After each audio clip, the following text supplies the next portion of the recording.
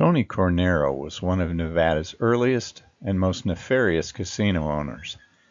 Born Anthony Cornero Strala in northern Italy in 1899, he squatted momentarily in Los Angeles before joining a merchant ship plying the Far East trade, where he and his merchant seamen took advantage of pennies to the pound trades for India-grown opium that landed in Shanghai, China.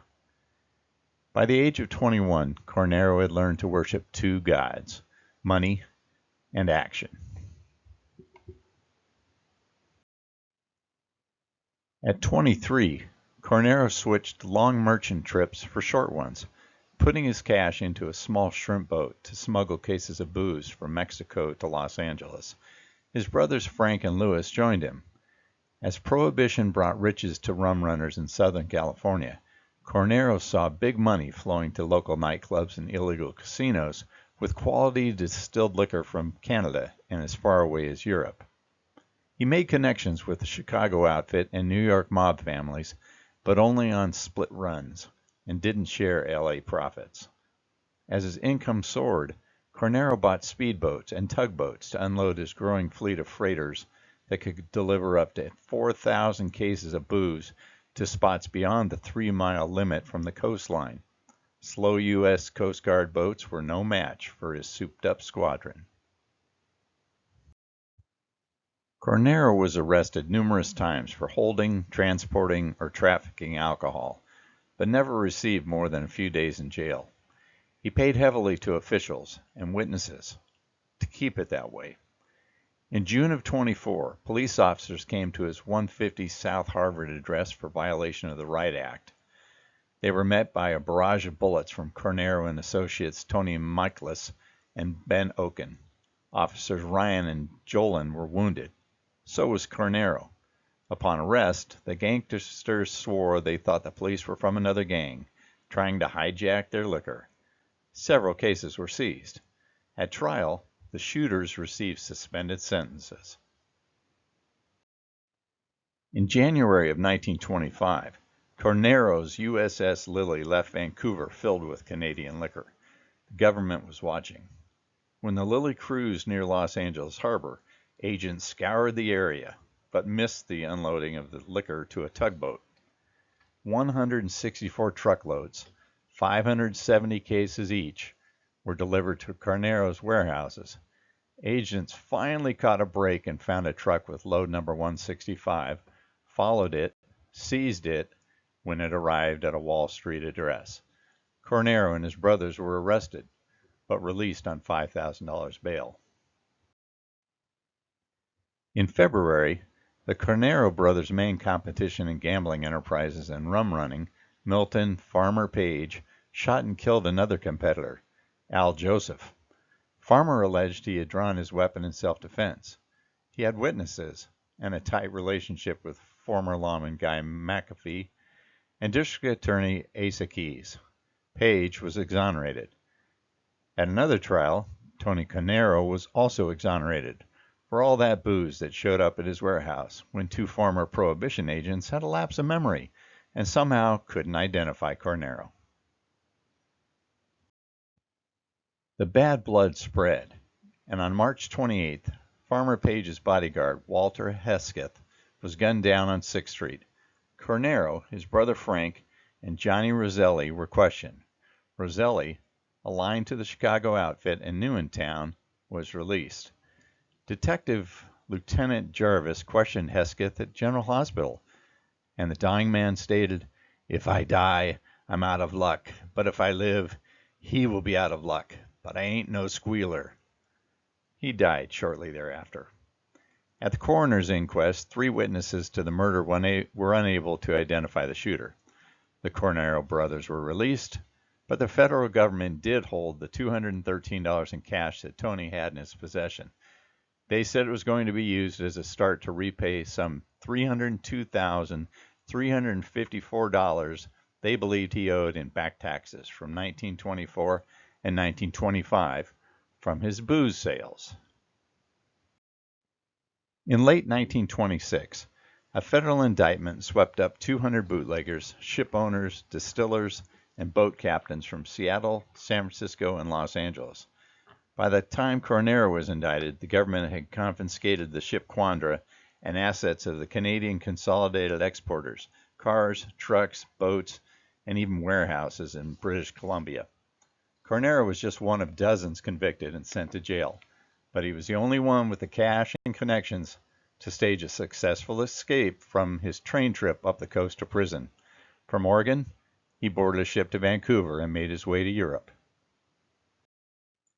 In 1928, Cornero was hiding, but helping East Coast buyers arrange European liquor shipments into New York and New Jersey.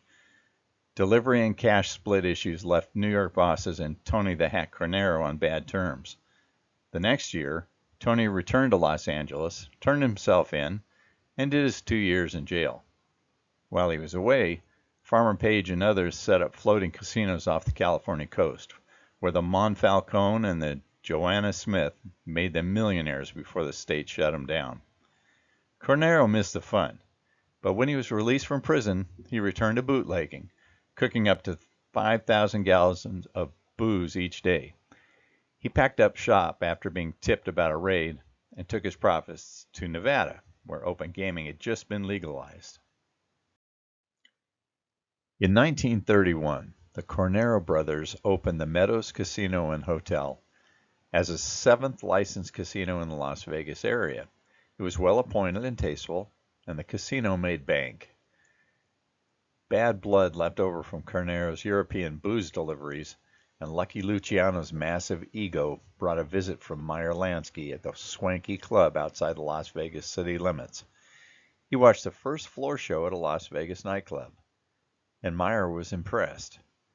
Cornero wasn't, and refused to pay him any back earnings on the old booze or the new casino, but the demands unnerved him. A week later, Cornero entered into an agreement to sell the Meadows operation while keeping control of the casino. The ploy failed, and a mysterious fire brought the business to a swift and definitive halt.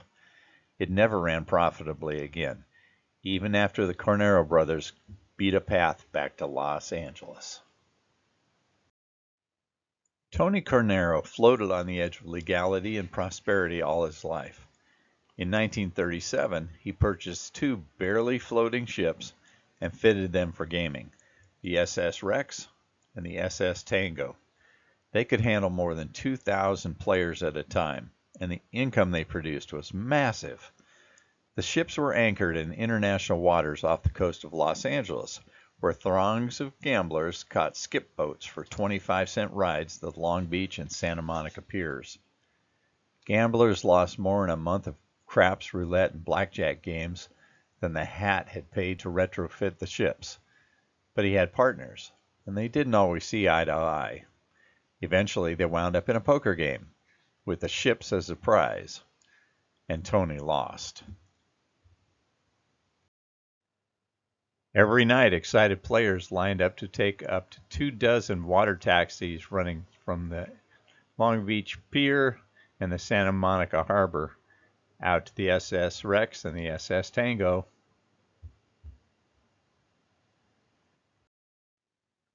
Cornero had a propensity for pissing people off, and when he decided he should open an underground casino in Los Angeles, Mickey Cohen explained that he would be dead before a single roll of the dice.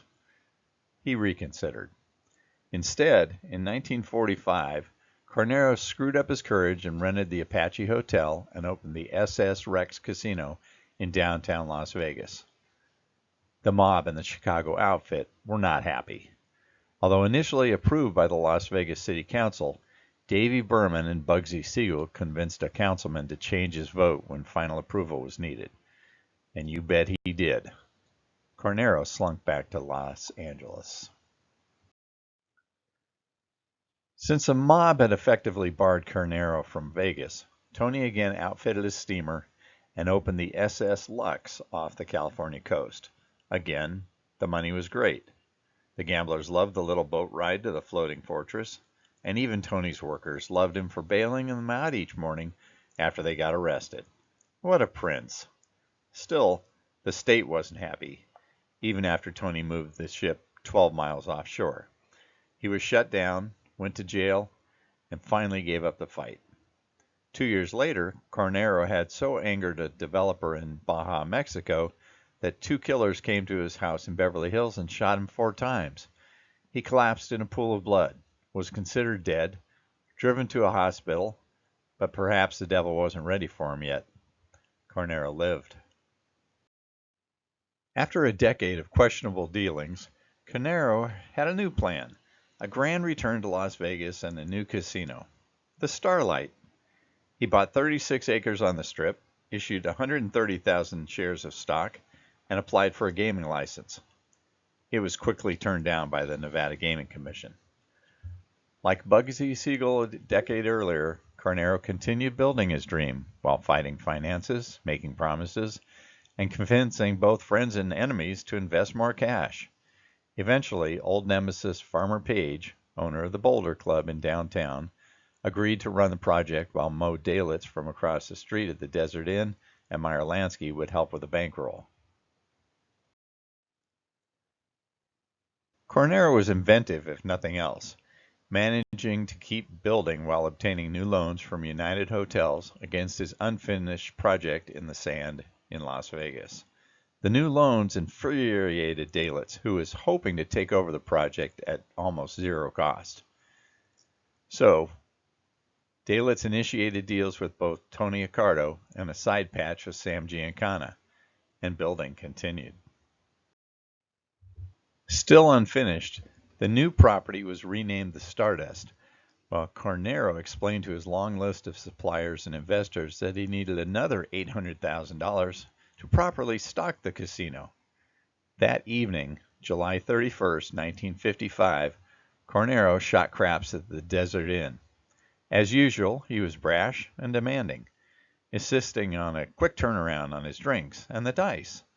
The dice ran cold, and when he chugged his third drink, Tony the Hat Cornero watched the room spin before him until he hit the floor. Although you would think Cornero had used up every favor in the world, his friends seemed to know just what he wanted after he collapsed. He wasn't attended to. He wasn't revived. They gave him space. Then they carried his lifeless body off the casino floor. They cleaned the craps game. They washed that last glass he used, and finished all those things before the coroner was even called. Then his doctor insisted that Tony would have wanted his body sent directly to Los Angeles. And it was. There was no autopsy. A Los Angeles coroner's jury determined Cornero died of a heart attack after he was buried. And that poor cocktail waitress who served Tony his last drink was so upset that the Desert Inn sent her to the Bahamas for a nice long vacation at their expense. You gotta admit, Cornero lived large until he crapped out, and Las Vegas takes care of their own. Rest in peace, Tony the Hat. Eventually, Jake the Barber Factor from Chicago took over the stalled Stardust project, and it became the most valuable jewel in the outfit's skimming crown after opening July 2nd, 1958. So thanks for watching the Nevada Gaming History look at Tony Cornero, one of the toughest and most colorful characters to ever hit the Las Vegas Strip. His exploits are more carefully weighed and explained in the book Vegas and the Mob, available at Amazon. And you can learn even more in the book Vegas and the Chicago Outfit, also available at Amazon, and the Audible selection is very popular.